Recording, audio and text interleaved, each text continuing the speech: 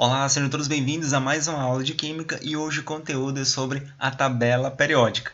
Nessa primeira etapa, nós iremos estudar o histórico da tabela periódica, a tabela periódica moderna, essa classificação, períodos, famílias, nome dos elementos químicos, como é que é fornecido, como é que a gente representa esses elementos químicos na tabela periódica e ainda a classificação desses elementos. Quer saber mais? Então chegue junto e vamos aprender mais sobre tabela periódica.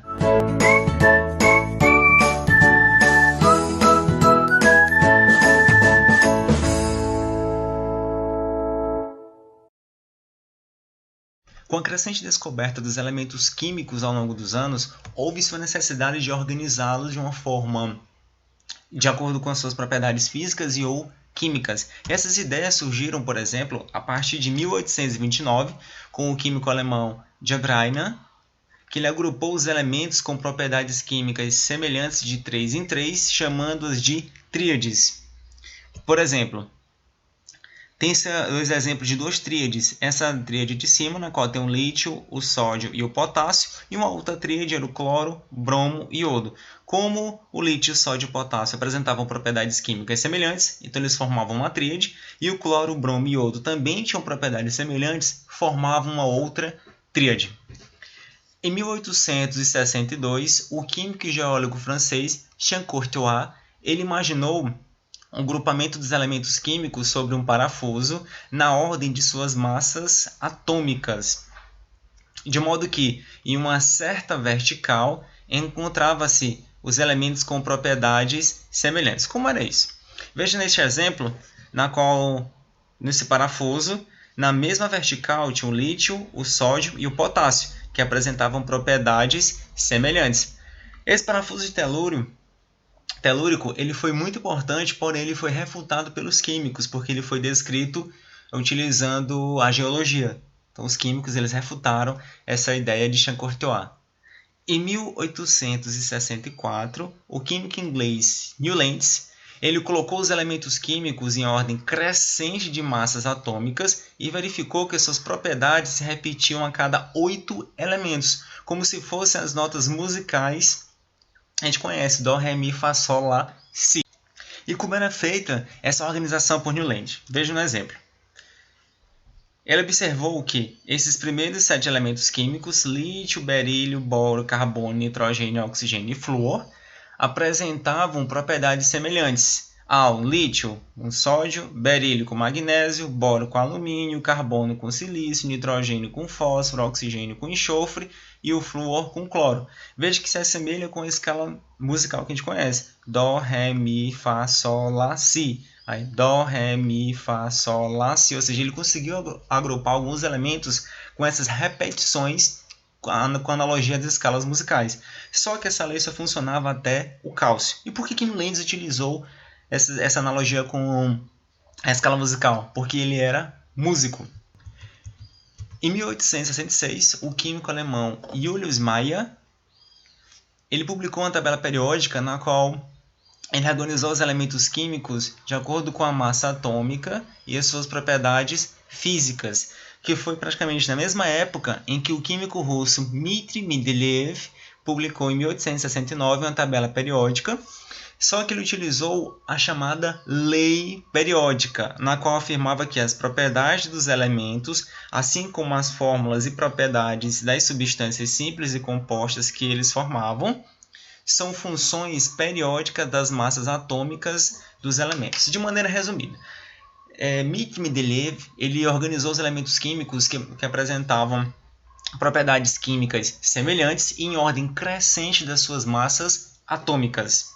No entanto, a evolução da organização dos elementos químicos na tabela periódica chegou ao seu ápice em 1913, quando o físico inglês Henry Moseley ele organizou os elementos químicos em ordem crescente dos números atômicos, ou seja, em ordem crescente da quantidade de prótons que existe no núcleo do elemento químico.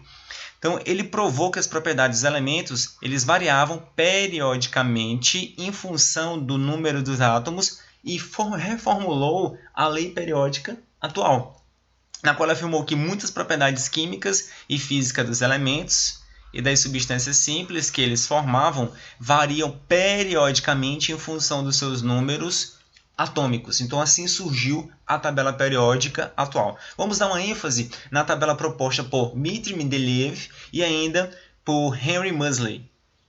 A primeira tabela periódica que iremos analisar é a tabela periódica de Mendeleev, na qual ele organizou os elementos químicos em 12 linhas horizontais, como pode ser observado, de 1 até 12, e que ainda nessas linhas os elementos químicos eles eram organizados em ordem crescente de massas atômicas, ou seja, da esquerda para a direita. Veja, por exemplo, na linha 2, lítio, massa atômica 7, berílio 9,4, boro 11, carbono 12, nitrogênio 14, oxigênio 16, flúor 19, e assim segue nas demais linhas. Então ele conseguiu organizar ainda os elementos químicos com propriedades químicas semelhantes em grupos, que são essas linhas ou colunas aqui na vertical. O grupo 1, esses elementos apresentam propriedades químicas semelhantes. No grupo 2, esses elementos também apresentam propriedades químicas semelhantes.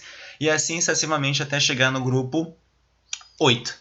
Essa organização que Mendeleev ele realizou levou em consideração também as ideias dos cientistas anteriores.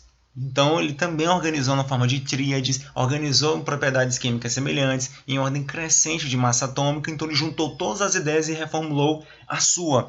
Só que o seu trabalho ele foi muito importante porque ele conseguiu descrever minuciosamente e prever ainda as propriedades químicas dos elementos, inclusive de elementos químicos que ainda não eram descobertos na época. Por exemplo, esses três.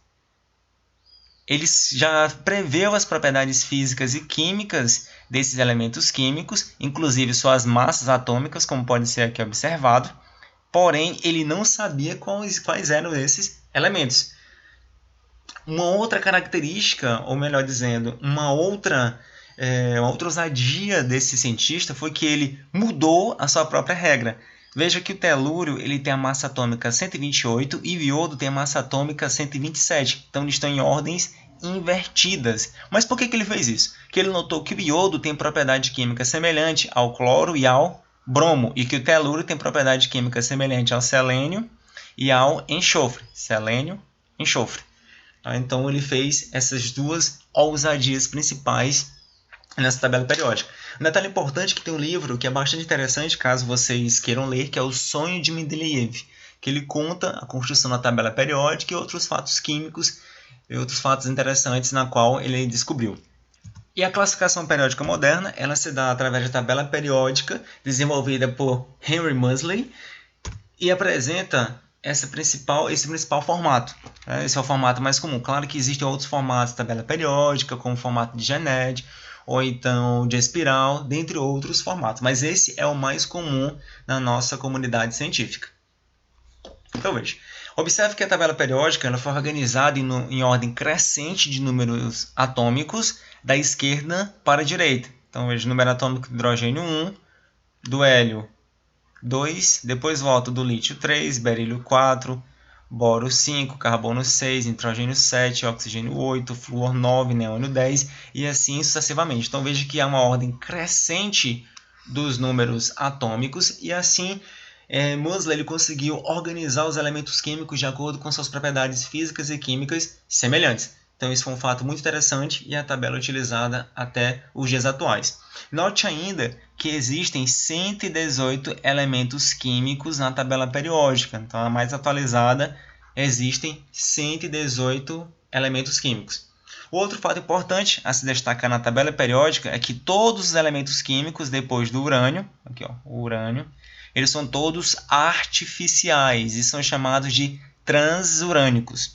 E esses três, que é o actínio, tório, proctínio, eles são os cis-urânio. Períodos e famílias. Os períodos eles são as 7 linhas horizontais na tabela periódica e a família são as 18 linhas verticais ou colunas na tabela periódica. Então considere essa representação da tabela periódica e note que ela apresenta 7 linhas horizontais. Essas linhas horizontais, como já vimos, são chamadas de períodos. E o que indica esses períodos? Indica a seguinte forma, que os elementos químicos pertencentes ao primeiro período contêm um único nível de energia. Os elementos químicos pertencentes ao segundo período têm 2 níveis de energia, do terceiro período 3 níveis de energia, o quarto período 4 níveis de energia e assim sucessivamente. E as 18 linhas verticais são essas.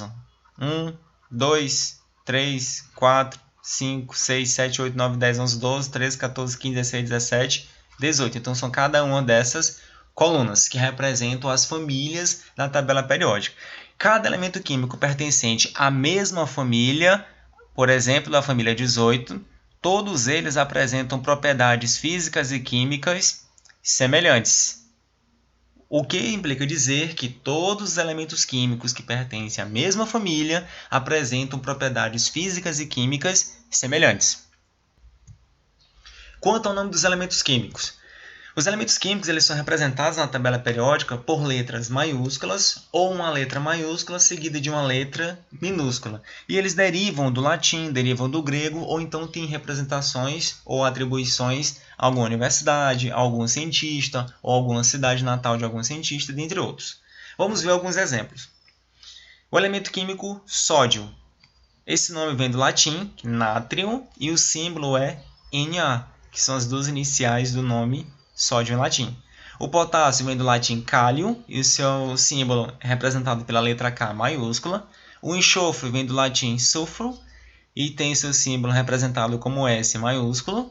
O fósforo vem do latim fósforos e o seu símbolo é o P. O ouro também é um nome derivado do latim aurum e o seu símbolo é AU. A classificação dos elementos na tabela periódica. Os elementos na tabela periódica eles são classificados como metais, ametais, gases nobres e hidrogênio. O primeiro que vamos estudar são os metais. E dos 118 elementos químicos que conhecemos atualmente, 94 deles são metais. E os metais eles têm uma característica muito marcante, principal, que é a tendência a formar cátions, ou seja, a formar íons de carga positiva. Outras propriedades são que eles são bons condutores de calor e eletricidade. Além disso, eles são maleáveis, ou seja, eles podem ser transformados em lâminas, como por exemplo nesta figura tem as lâminas de zinco. São dúcteis, ou seja, podem ser transformados em fios. A exemplo, conhecemos o fio de cobre. Possuem um brilho metálico característico, então todos os metais têm um brilho. Você pode observar o brilho do ouro, o brilho do alumínio, o brilho do zinco, do cobre. A exemplo, tem-se aqui o elemento químico sódio. Note que ele apresenta também um brilho característico, tem um brilho metálico. Além disso, possuem cores entre acinzentado e prateado, com exceção do ouro, que ele se apresenta na coloração dourado, e do cobre, que ele tem uma coloração avermelhado, como podemos ver aqui na figura. Além disso, os metais, todos eles são sólidos a 25 graus Celsius e 1 atm, com exceção do mercúrio, que ele se encontra na fase de agregação líquida. Quanto aos ametais, existem 17 ametais atualmente na tabela periódica e a sua principal característica é a tendência a formar ânions, ou seja, íons com carga negativa. Além disso, eles não são bons condutores de calor, então eles são isolantes térmicos, a maioria deles. Em geral, eles não são bons condutores de eletricidade, então a maioria comporta-se como isolantes elétricos. Não possuem um brilho característico como os metais. No entanto, há as exceções, como por exemplo o iodo, o iodo metálico, o iodo sólido, que ele é um metálico não, iodo sólido, porque ele é um metal. Então o sólido, sim, ele é um sólido cinza escuro com brilho metálico, como pode ser observado aqui na figura. Além disso, tem-se a grafita ou grafite, que é um alótropo do átomo de carbono e ele possui um brilho metálico, entre aspas, e é um bom condutor de calor e eletricidade. Está aqui a representação do minério grafite. Tem-se ainda os gases nobres, que eles são 7 elementos químicos. Além disso, as características principais deles são que eles são inertes, ou seja, eles não têm tendência a reagir com nenhum outro elemento químico, e além disso, eles são encontrados na natureza como átomos isolados. Por essa característica, eles são chamados de gases nobres. E ainda o hidrogênio, que ele não se enquadra, infelizmente, em nenhum grupo da tabela periódica. No entanto, ele é o elemento químico mais abundante do universo, aproximadamente 90% em massa. Muito obrigado e até a próxima. Um grande abraço.